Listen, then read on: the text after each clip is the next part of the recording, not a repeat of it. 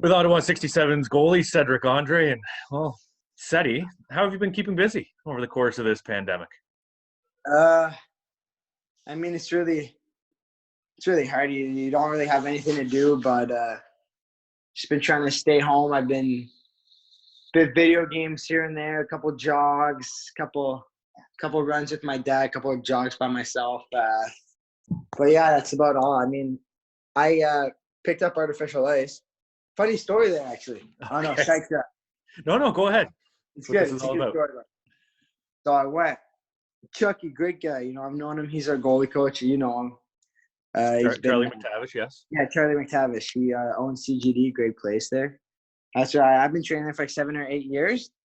So I was like, I called him. We were talking for a while. He said I could have the artificial ice. So that's about one of the things that I did in this quarantine. I went to go pick up artificial ice. Took a while. It took me and my dad it's heavy stuff. I bring it down the stairs. And then yesterday he came back to take it to sell it. Oh, okay. But you did have it set up for a while? No, didn't even get the chance to set it up yet. There was still snow because I was going to set it up outside.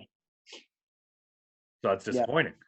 Yeah, that is disappointing. Great guy, though. I've been trying to throw on I've thrown on my gear twice just because I miss it. But I can't do anything. Okay.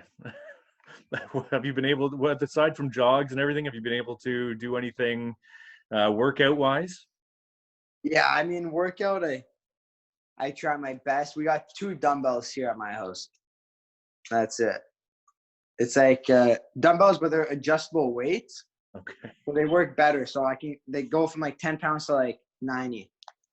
So they're pretty versatile. I got yoga mat. Yeah. As a goaltender, though, you don't want to bulk up too much. You're more about flexibility and that type of exactly. thing. Right.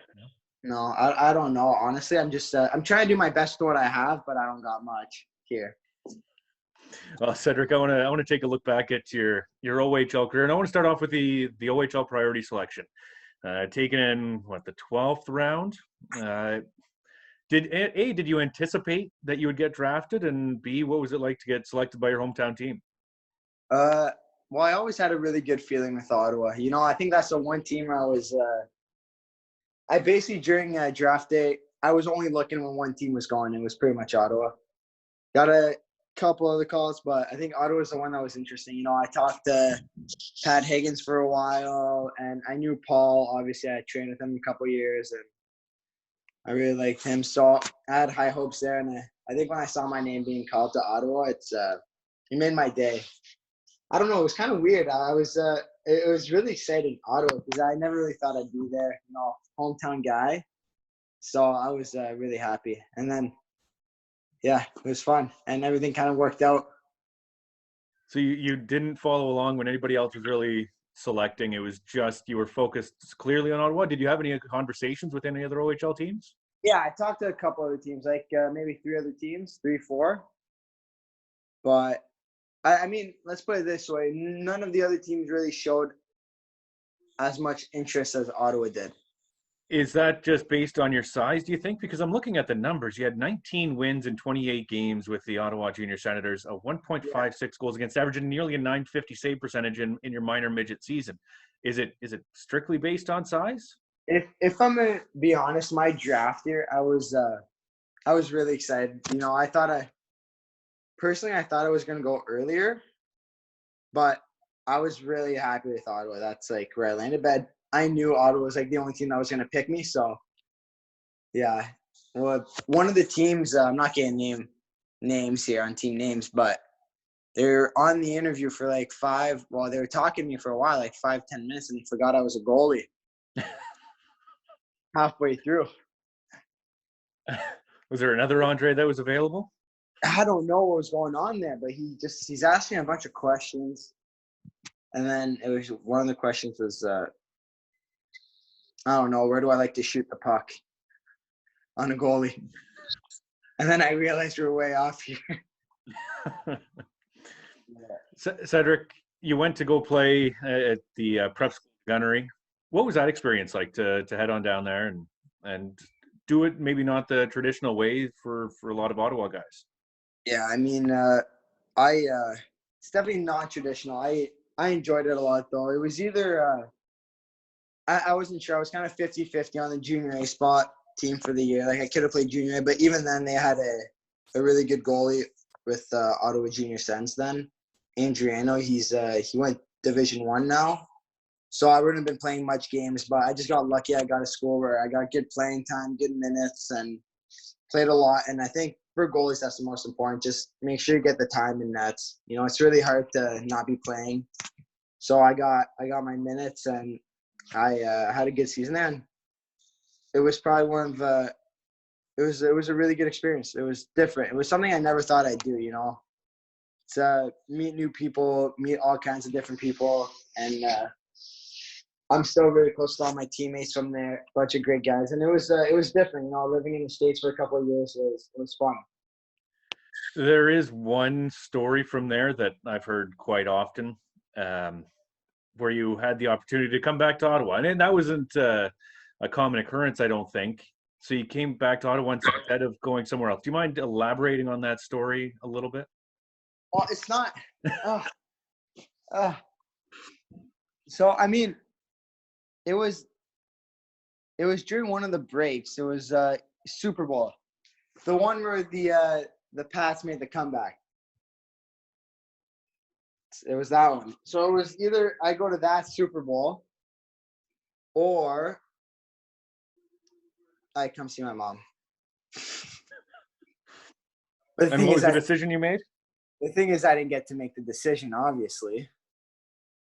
I'm at that age. I'm still not 18. My parents sadly make the choice for me. It seems like it's an okay decision, but yeah, I mean, that was one of the more memorable Super Bowls. What? That was one of the more memorable Super Bowls in recent memory. Yeah, thanks, Kenny. Thanks a lot. I missed it. No, it was one of my buddies. He was going to the game, and he invited one or two of the guys to come, and I kind of said I couldn't. It was a great guy. It was the room over next to me, Will Townend. Yeah, what a guy! I haven't talked to him I need to talk to him soon. Sorry, just sidetracked me. There's one question I don't think I've ever asked you. My dog is active down here right now. On Elite Prospects, it says that you have, I don't know whether it's a citizenship or whatever, but it says you're from the Netherlands as well. How did that come about on there? Or is that accurate, first of all? Yeah, that's accurate. I'm half Canadian, well, French-Canadian from my mom, and then the other half is Dutch from my dad. Okay, so is there a possibility that post-North American playing career that you can go over to Europe and not be an import player? I thought about that. That's what I thought the rule was, but then I talked to someone this year. That's not the rule. Okay. It's what is the rule? Actually, don't quote me on this. Maybe they were wrong. I don't know. I don't want to say something and then be wrong on it. But I heard that it's basically only the country where you're from. So I wouldn't count as an import if I go play in Holland or in the Netherlands. Gotcha. Okay. Well, Marco would be in Austria, but he's. Your rookie season, you didn't play a whole lot. What was it like to start the year as a three-headed monster in goal with Olivier Tremblay and Olivier Lafreniere, and then to move on into the backup role later on in the season? Four-headed monster for a bit. Four. Yeah. Fourth. Yeah, that was stressful. When I showed up and there was four. Who was the fourth? It was Leo Lazarov was there for camp. Right. Before he got traded, he was at all the exhibition games too. He was. Oh, that was stressful, but I'm just glad everything worked out. I mean, I learned a lot from every single one of those guys. Troms, mainly. I mean, he was my partner for a year, and yeah, because I finished off the season with him, so learned a lot from him. Laf, Leo. So I think, honestly, just the way everything's worked out, I don't think I changed a thing. I'm just happy the way everything worked out. I mean, I think it was definitely hard that first half of the season because, yeah. Oh, that's so cute. Yeah. This is Bella. She's so cute. With only one win in your rookie year. Did you find it tough at times to gain a foothold or to gain any sort of confidence? Yeah, I mean, I think I was put in I think we were in a different position 3 years ago, the team, than we were about 2 years ago. Than we have for the past 2 years. I feel like I played a lot of the games and it was tough. I mean, my first year was tough. My first game, I led in 7. It felt like every game, I'd have one bad game where I'd let in 6 or 7. And then the next game, I'd have a 2-goal game or a 3-goal game, and I'd have a good game. It was just like, finally, you felt like you have one good game, and then you have one bad one, and then it goes good, bad, good, bad, good, bad. Then sometimes bad, bad, and then good. That's what me and Marshall Frappier joked a lot about that our first summer after our first year in the league. It's like you finally feel like you can play here, and then after you have a bad game, where you're like, oh my goodness. But I'm just happy how everything worked out. And when did you realize that you could be a starting goaltender and that you did have the confidence level, you did have the talent to be a regular in the OHL? I think definitely going to the preseason. Preseason going into my second season. Starting that year off, I mean, had a really good preseason. I think I built a lot of confidence off that. And then rough first couple games. But then after it was that first, and then right after a bunch of those bad games, because September's a short month, goalie of the month in October, my second year. And then I think that was the point where, like, even that whole month, I still wasn't sure, you know. But after that, I think that was the point. I'm like, okay, I should settle down. You're playing now. At this point, you're in the league. Like, you're not fighting for a spot on the team anymore. Because I think for a while, like, I was still proving myself. But finally, when I got to that point where I had proven myself and I just had to play, I think I was a lot comfortable, and that's when my game got better.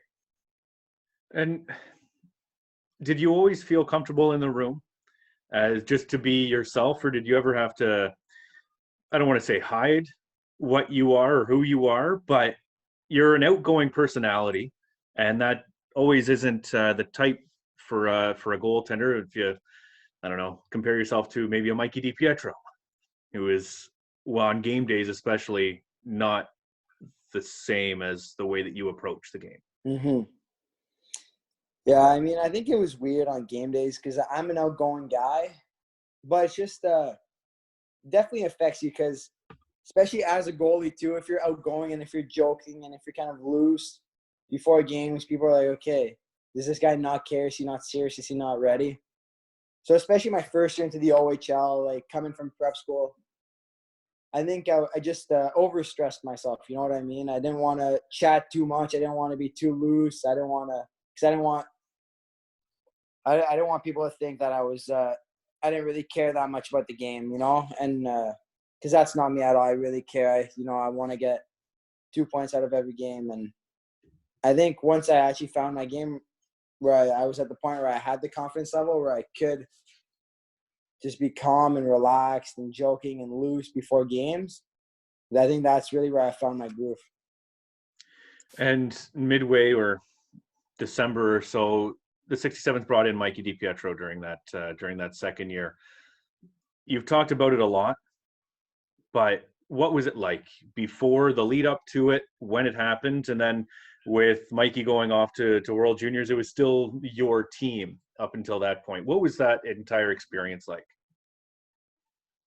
Yeah, I mean, obviously from the beginning of the season, it wasn't hidden from anyone. I think one of the things that everyone kind of said, we were like, okay, we need to get a goalie. But I think I kind of I had a good season, and then maybe some people were starting to think otherwise. But I mean, I think it was still a good trade for the team. We got a solid goalie, and he played really well for us. And you know, one thing I know I've said a lot before is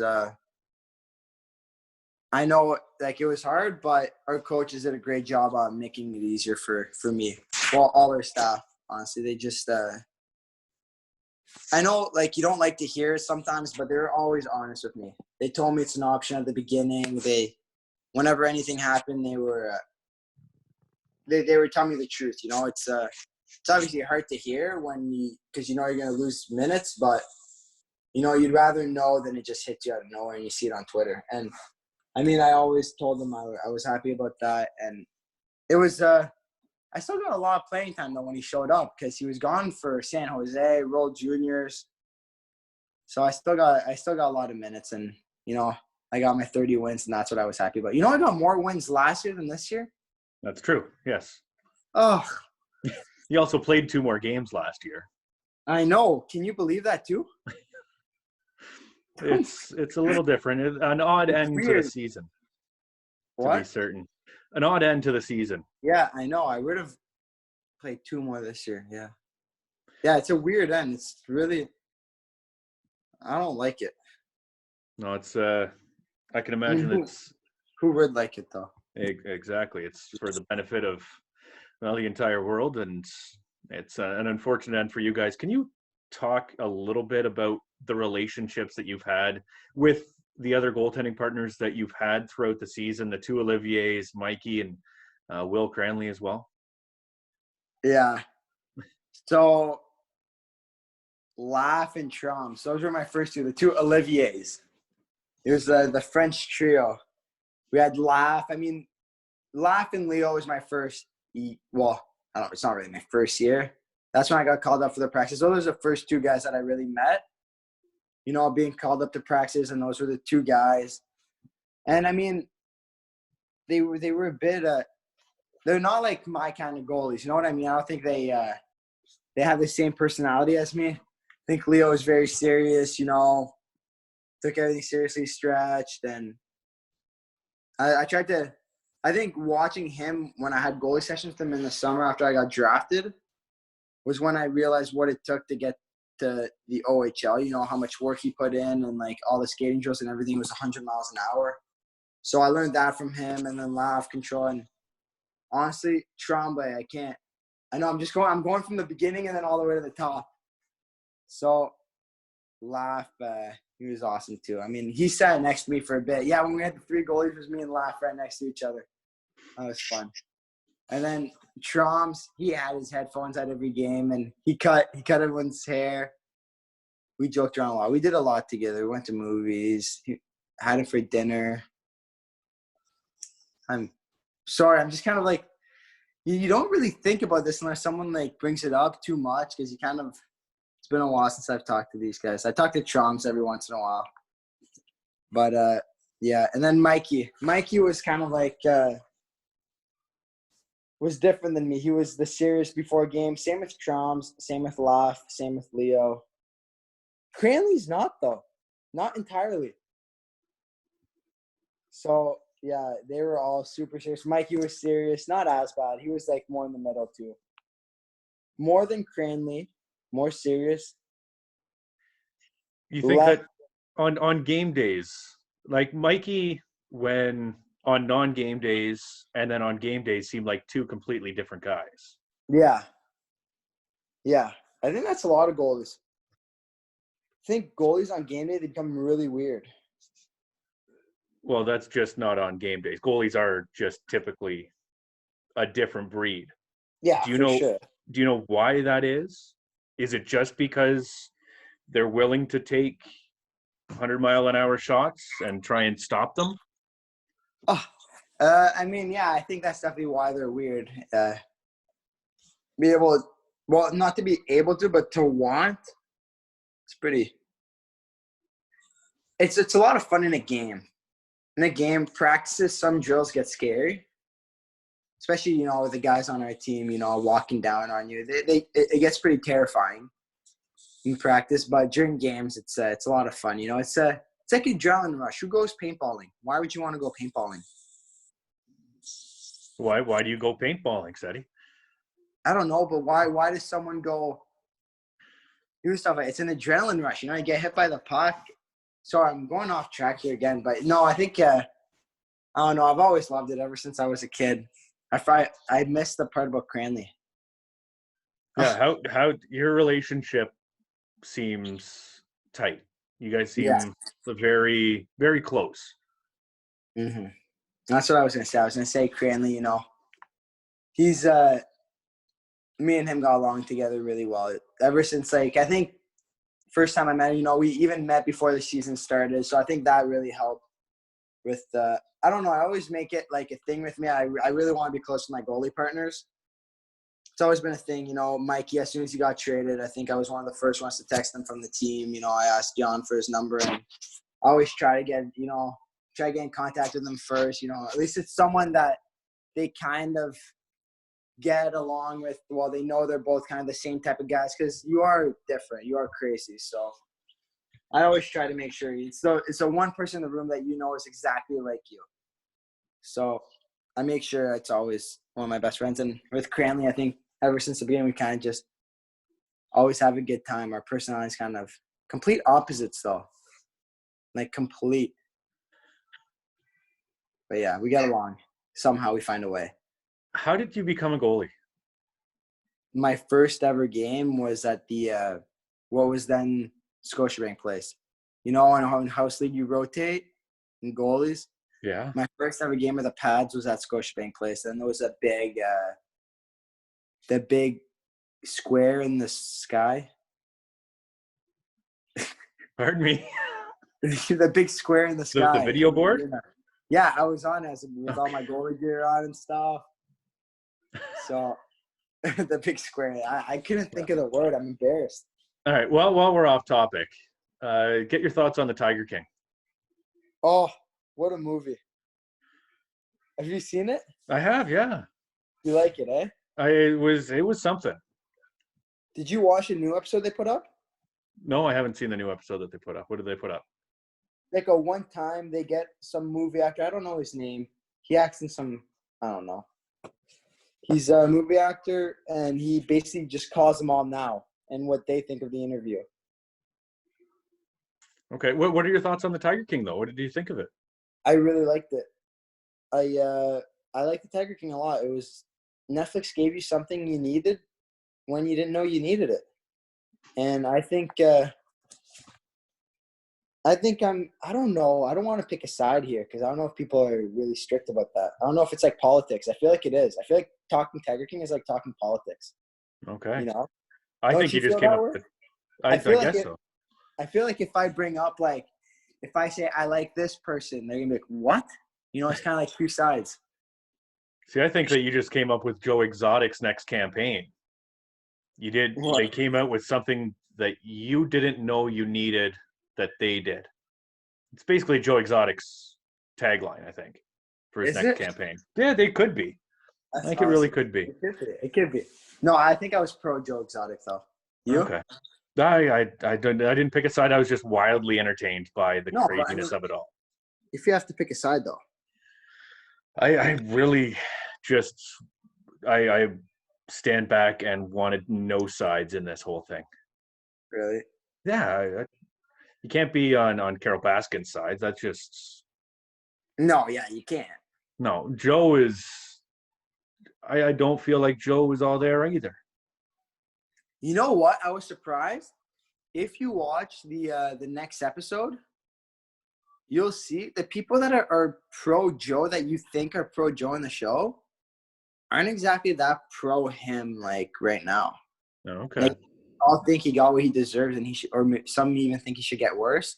Really? That's what kind of surprised me, in that last episode. I'm like, okay, maybe he is, like, completely, like, crazy. Maybe. All right, Teddy, back to hockey. I'm sorry. It's fine. I got us off on that one.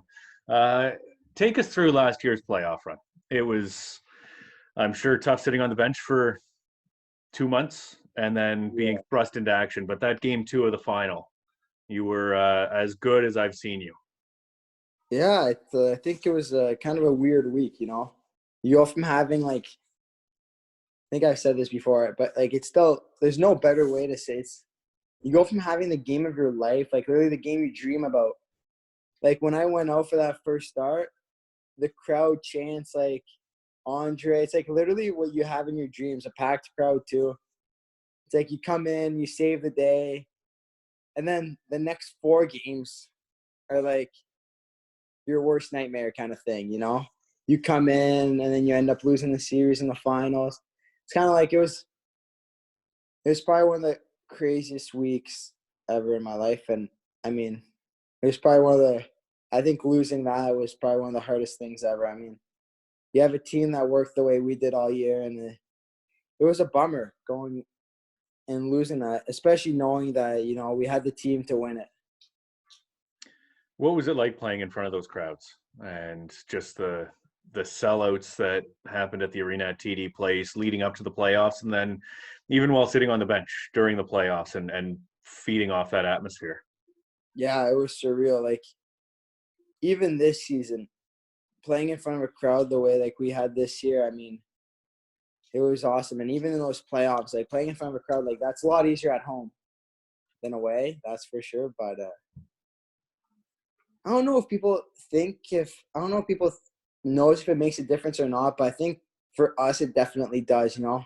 I notice when our crowd's into it, and I love it. There's nothing that gets me going more, you know. You're like, okay, it's cool, you know, the crowd's buzzing, they're behind your back, you know, they're there for you, and you know, it's kind of like, yeah, and then we play better, and then they get more fired up hopefully than we do, and then it's a good relationship. But yeah, I think it was definitely one of the coolest things.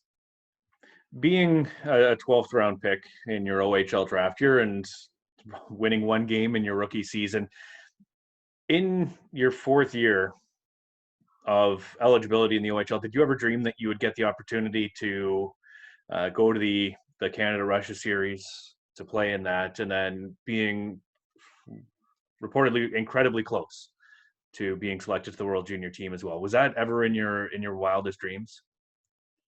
Definitely not. I mean, it's to even play in that series, you know, it was something that I watched on TV every once in a while. Like if it was, and to be on a team with players like those, and even to be on a team this year on the 67s with the players that we had and made the relationships I made, just to even be in this league and to play in that series and to be with some of those players and goalies is to have my name up there. It's kind of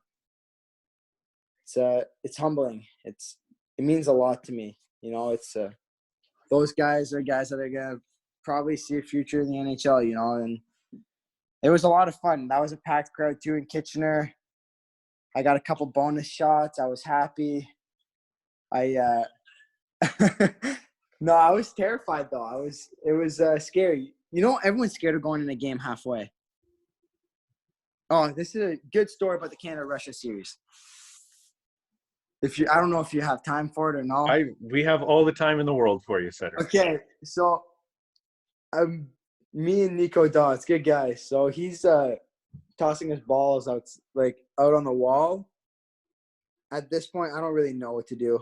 I'm just walking around, kind of minding my own business. Maybe looking at the rink, trying to get dialed in. Called Hammy. I don't know if you heard about that, but no. Chris Hamilton, the equipment manager of the Ottawa 67s. Yeah. No, coach comes out, Andre Turing, he comes out because he was there at the game. And then he asked, Nico, you know, heads or tails, you know, to start or finish the game. It worked out perfectly. I hate starting a game. I like going in halfway if I'm going in like for two goalies. That's weird. So most goalies like to start, eh? Yeah, because you're warm, you're all set to go. You just had warm up. I know, exactly. But I hate it. I hate it so much. So, but I'm like, most people don't like it if you pick finish, right? So I was hoping that he'd win it and then choose to start. And when he did, I was so happy. That made my day. Because then at least you know what you have to kind of play with, right? He got a shutout. I'm like, I know I've got to be in shutout range if I want to have a good game here. So I think I like it. It gives me a comparison. Okay, it's just a little insight. If you let in 7, I'm like, I got to be under 6 kind of thing. Yeah, no, I'm just kidding. That's a bad attitude to have. I can't say it. No. It's I like it though. It was fun. It was good guy. I talked to him a lot. He wasn't as much of a talker as me, but he talked a lot to me. It was nice. Good guy. Coming into the league every year, I believe up until this year, you had Graham Clark as a roommate on the road. Is that correct? Yes. And then this year with his injury, you had to adapt. What makes Graham Clark such a good roommate, and how were you able to adapt to rooming with Yannick Kate, as well as who was the other one that you had at the end? I had a bit of everyone, I'm not going to lie. Okay. Dylan Robertson came on for one road trip when he was injured with me. So he happened to be my roommate there for a bit. Yeah, I had Yannick. Oh, who else? I had Cam for a bit too. Okay, so what makes Graham Clark such a good roommate for you, and how does he adapt to you, or how do you adapt to him that makes it such a good combination? Well, I think we just have that chemistry, years of working together. We've been practicing our naps for probably a couple years too together. So we're on beat. We both eat the same thing at Eastside Mario's, chicken penny bolognese. We come right back. We hit the beds for we both bring iPads on the road too for alarm clocks. So, Kenny? Yeah, you're good. Oh, I thought I lost you for a second. And then, so we both bring – so we never have to worry about not getting our wake-up call when we don't have our phones. We both watch hockey at night, so we get that going, watch the hockey, and then I think I think he takes early bus. I like late bus. I like showering, taking my time after. So when he takes the early, I nap for a little bit longer, and then I get dressed. So I think just everything there kind of made it work well together. And it's just, we have story time every time too. Who tells the stories? Just tell each other a story. Okay. You're okay with that? Great. Okay. I'm going to be happy I put that up there. I would assume so. Oh, I hope so. We had Ced talks throughout the year last year and a little bit this year. That fell apart. I don't think it was as elite this year as it was last year. Did you just run out of topics, or are you just too focused on your play on the ice? I don't know. I think it might have been I'm not sure. I think maybe I changed a couple of my routines, so I didn't have enough time over the summer. Like I changed a couple of things, or maybe I just didn't have anything on my mind. Maybe. Just need stuff. You need stuff on your mind to do Ced talks, and it was hard every game. That means you have to have a lot of stuff. Yeah, that's true. The last year it was a hit sensation. Oh, I loved it. I'm not gonna lie, I loved it. Honestly. You had your talk about sharks at one point. That was a good one. Candy too. I think dogs were a topic at one point. There's a common theme, Cedrick, there, and a love of animals. A lot of animals, I know. Yeah. I know. Are you showed me your dog before we started recording here. Right here again. Right there, okay. And you do want to do you have your scuba diving certificate? Yeah. Have you gone out, or when do you plan on going out? I went out a couple of times like here in Ontario, but there's not much, but it was more for like when we go on vacation kind of thing. So you can get it when you turn 10. I got my license like birthday's June 7th. I got it like probably July or June. So I was excited to get that. So I don't know. I think it's fun. I feel very calm in water. I like water. It's my happy place. So scuba diving's pretty fun. Yeah, what's the coolest thing you've seen while scuba diving? Scuba diving? I've seen sharks snorkeling, not scuba diving. Scuba diving was dolphins. Oh, okay. Yeah, we went to Mexico. Me and my dad, we dove every day. Every day. No reefs. Nothing. Just sand. No fish, nothing. We didn't see anything. Then one day, turtles and dolphins. Same day. It's a good day. It was a good day. It's a great day. Won a night dive that night too. It was fun. That was scary. That was terrifying. They give you a little flashlight, and then it's at night, like midnight dive. So is scuba diving, would you build a future trip around scuba diving, maybe going off a boat, living on a boat for a little while? Yeah, I think I definitely want to base a trip on. I think I'd want to go somewhere the reefs are nice. Like I'd want to go see a nice reef because I don't think I've seen a nice reef. Like, one that's not bleached or dying, or like, and that's the one thing I'd want to do. You go see one nice reef, one living one with a lot of fish, sharks. That's my bucket list thing right there. What about a shipwreck? No, not big on No? shipwrecks. I don't Okay. know why. I Okay. feel like I'm gonna want to go in it because that's something I do, and something's gonna get caught. I'm gonna die. It's not worth it. Well, that's definitely not worth it. You can't get caught on the reef. You're good. Where do your ideas for your helmet come from? How do you come up with the ideas that you do, or who comes up with them? I think half the time I'm just with Hammy and Chris Hamilton and Jake. Well, not Foo Bear. McKercher. Jake McKercher. Yeah. McKercher. Yeah, we're both in the back room, and we kind of just I rattle off ideas. I'm like, so, what did you guys think of a minion? And if it stays quiet, then I'd scratch that idea. And if there's like, oh, yeah, that sounds good. Or like if it's like, yeah, I'm like, okay, I'll keep that one. If I say How to Train Your Dragons and it's kind of like a muffle, they don't Google any pictures for it, I'm like, okay, I'll leave that one out of it then. What's one that you've thrown out that you wanted to get on there that you got no reaction on? I've been big on How to Train Your Dragon. Big How to Train Your Dragon guy. Like I always like fun stuff on my mask, like old cartoons. So I think I was, and that never really, I think it caught on a bit with Hammy, but it was just tough to find a good place to put it on the helmet where it wouldn't like kind of overthrow everything or it would fit well because it is hard to find stuff that fits properly on a goalie helmet. It's not really, it's not a simple thing to do. So I think we couldn't find a place to put it where it looked really good. All right, Cedrick. One last one. Going to bring it back to hockey. Maybe not that one last one. We got some time. What's it like practicing against Marco Rossi and Jack Quinn on a regular basis? Terrifying. No, I'm kidding. I think me and Jack have a lot of fun in Marco too.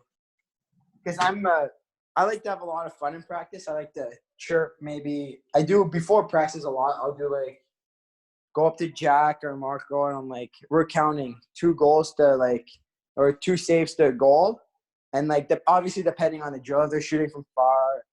But most of the time I always do like little competitions with all the guys all the time in practice. So I think I have a lot of fun with it. They're good shooters and it's always a challenge. And I think that's what you need, the more challenge, the better.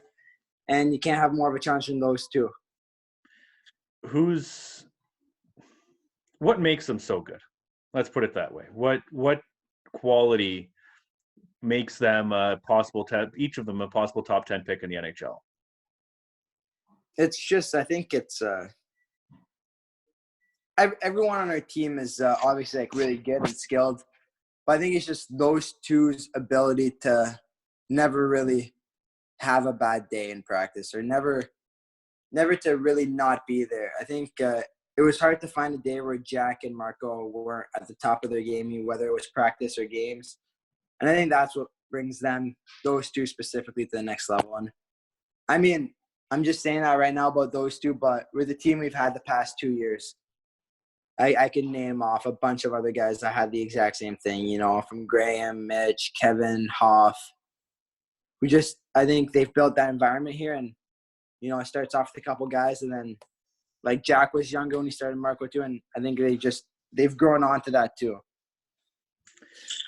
And finally, Seti, what does it mean to you? You talk about the 30 wins that you've had in a year in back-to-back years. There are 67 overall to your OHL. 3 off the 70 board. You see that? The 70 board? Yeah, that would be 67. What does it mean to join Jim Ralph and Peter Mrazek as the only 2-time 30-win goalies for the Ottawa 67s? I don't really think of it, like when someone says it, it's kind of like, I'm like, okay, yeah, it's like really cool. You know what I don't think that I had like that great of seasons. I think I was just I played my game and, we had good teams and heck, what is it? Like 32 wins in a 68 game season.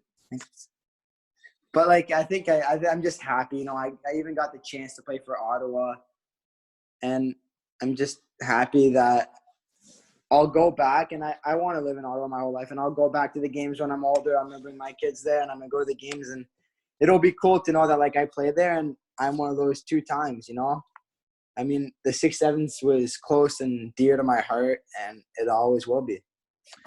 Just for the record, you've won about 67% of the games that you've started.